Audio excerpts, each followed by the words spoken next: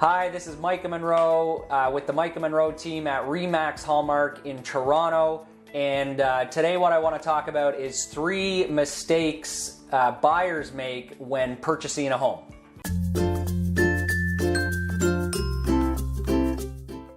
Okay, so the first mistake I want to talk about that I see buyers make is that they're not properly prepared. They don't take the time to properly prepare.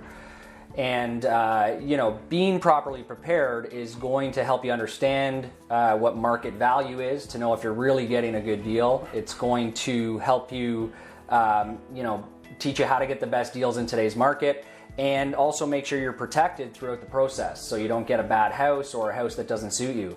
And so the way that you can do that is to set things up well ahead of time with a realtor that you trust and has a lot of experience and has your best interest. So another mistake I've seen buyers make is with financing. They change, they get pre-approved and have everything lined up, but then they change their financial picture prior to needing the mortgage.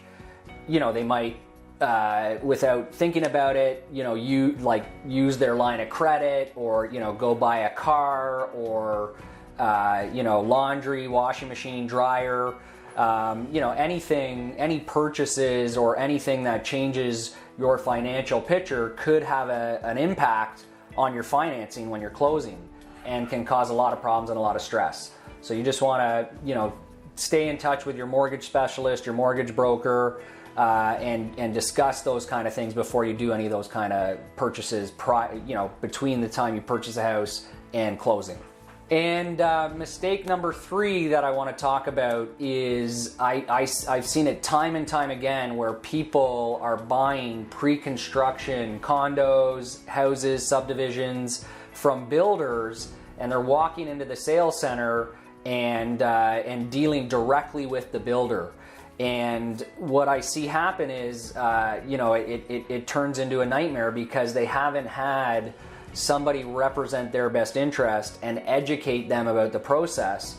And there's a lot of hidden stuff in those builder contracts. Those builder contracts are written by the builder's lawyer to benefit the builder. So like closing costs are significantly higher in pre-construction than they are in resale.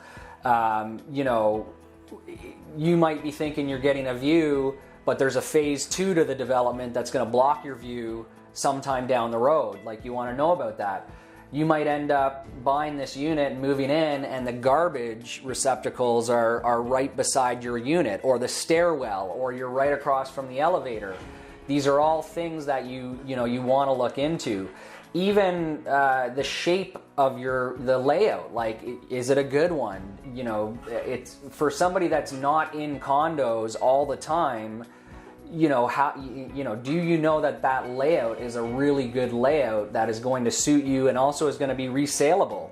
Time and time again, we see people buy these units and they're tiny, and they get them, and they made a mistake, and then they're challenging to sell because they've got they're on a low floor with a terrible view next to the garbage, or I'm not trying to tell you all this to freak you out, but there's a lot to know. We have a couple of pages of checklists that we go through with clients when they're thinking about buying pre-construction.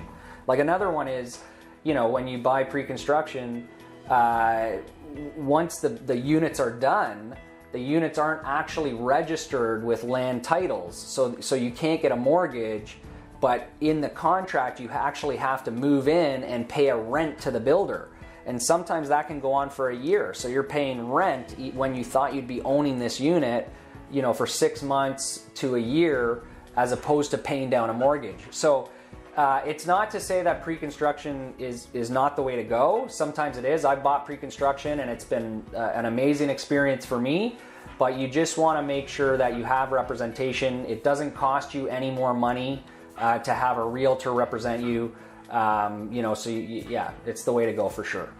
So thanks for listening. If you found these topics interesting, or you think your family or friends would find them interesting, please share them. I'd really appreciate that. And if you have any topics or questions you'd like us, to discuss or answer, let me know. We're here to help, and thanks again. Have a great day.